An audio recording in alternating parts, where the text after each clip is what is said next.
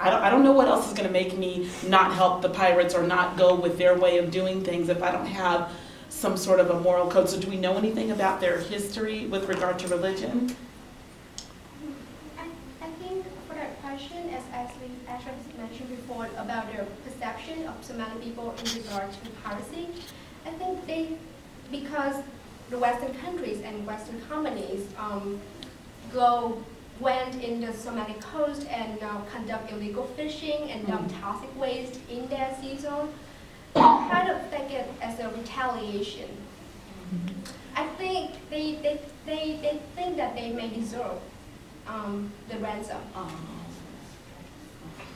So, you know, it's part of our fault that did happen. But is there any way then to help educate them as to a better way? Like it's not, you know, not an eye for an eye kind of a thing. I don't know, like you deserve that, so we're gonna, and you know what I mean, help the pirates by inflicting, you know, this kind of, you know, because you deserve that. I mean, is there any way to teach or to explain that that's really not beneficial for everybody? It's just beneficial for a small group of people in Somalia. It doesn't work on a larger scale. You're alienating yourself from other countries. I mean, is there any way to teach that or to get that message in there? It is our hope that when we can strengthen the central government, as we mentioned it as our most prominent solution for Somalia right now, we hope that when the government gets stronger, they will be able to provide education and medical, like economy kind of help to their people, so that they can, like you say, educate the people about, you know, we should not do that.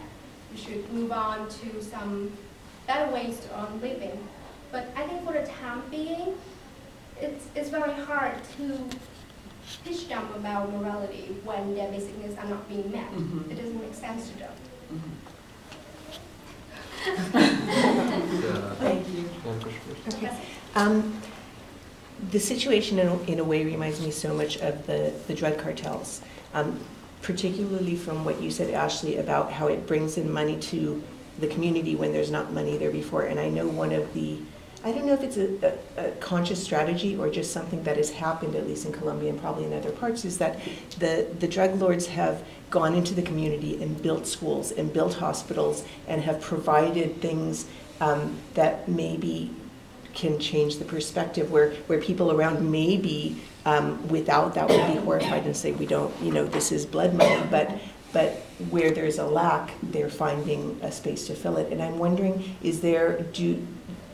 does the money that comes from the pirates, does it really stay with the pirates, or are they, I mean, obviously it's getting spent somewhere, but is there any kind of community building, and is that affecting perspective at all? Do you know? I think it would be on a very small scale. They provide coffee shops, internet cafes at the most. You know, it's not going to be something that's going to help whole community people. So really, and there's been high reports of alcohol and illegal drug consumption. So really, the pirates were just like old pirates, you know, plundering and having a great time and buying weapons. That's primarily their focus. I mean, if you want to get power, you have to have weapons. So they're going to increase. The more money they get, the better weapons they get, the more power they get. And it's all self-serving mentality, so it's definitely not for the people.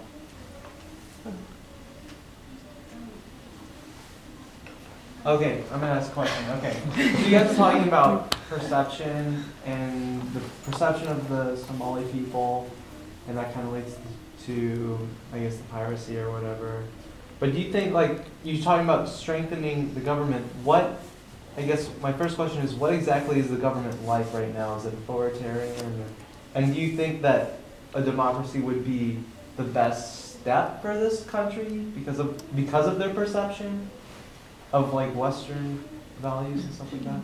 But the problem is that they don't have a government. When we did our research, we found out that they didn't have a government for almost 5 years or more than that. And as you can see from the map, that the country is divided into 3 parts, and each part is kind of a tribe. And each tribe has their president, we can say, and they don't there's nothing that unifies between both the 3 of them because of the dual religion problems, Christians and Muslims. So that's the problem, that in order to start democracy in the country, we have to unify the three parts, the three sections of the country, in order to work together. And So you guys, do you think democracy is the best type of government to be in place in Somalia? Or not necessarily, or you don't have a set opinion? I mean, on we that? can say like democracy, but first we have to do a lot of stuff before we get to Right. democracy. We have to educate them. Mhm. We have to have military force. They don't have basically no military force. As I mentioned, legal system, sorry. And a government that controls the people. Not everyone does what everyone wants to do. It's kind of like we're living in a wild life. Everyone does, I want to do this, I'm going to do that. So there's no laws or something that controls the people. Was the TGF the name of the group? Yeah. Transitional. The TFG? Yeah. Do we know how the TFG came to power as opposed to the other 2 or 3 groups or tribes? That's a good question, and I didn't like do my research exactly on that part, but it'll be interesting to do check and make research on. I think it was. Yeah, it's a nice question. I can actually address a small part of your question. We didn't really research in detail about that part, but we did know that the TFG came into power about roughly around, I guess, 2003 to 2005, like fairly recently. And they do have like a board committee, but it's not Congress, but it's kind of equivalent to a Congress to run the country, but it's not voted by the people or anything. They don't actually have constitution or anything yet. They kind of, I guess, an executive board to run the country, but they don't have police force, they don't have military force, so they lack the law enforcement. And they are recognized by the international community as the national government of Somalia, and all the political treaty or dealing from the US or the UN is directly to the TFG. But as a matter of fact, they are very weak, and they are young in government, so they basically have very few experience in how to run the country in chaos like that. And actually, as I mentioned, the African Union mission for Somalia, one of their responsibility in Somalia is to protect the government, because they can actually be murdered without foreign force. So that's basically the situation right now. Thank you. Well, since Just right back oh, here. okay, no, go ahead. I came in a bit late, so sorry for that. But it was pretty awesome afterwards when I came in. And I have a quick question on one of the transparencies that you had up. It showed a bunch of different branches of the United Nations, different committees, and that type of thing. And I was wondering, which are all of those in place right now, or are those different objectives that you hope to accomplish?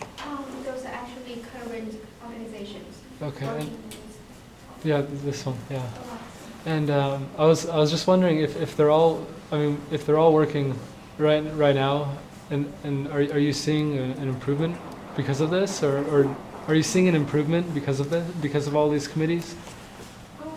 I think yes, there are of course improvement. Like we can provide more humanitarian aid for more people. Now that the ships are being protected, and we have naval forces, naval ships to fight pirate on sea.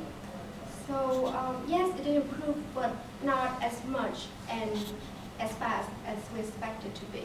Mhm. And we did point out some of the problems with the solutions, and we hope that we can address it, fix it, so that the solutions can work better. Okay. Thank you. That's a quick question. Since the country, Somalia is basically divided into 3 parts, and 3 parts, I don't know if this is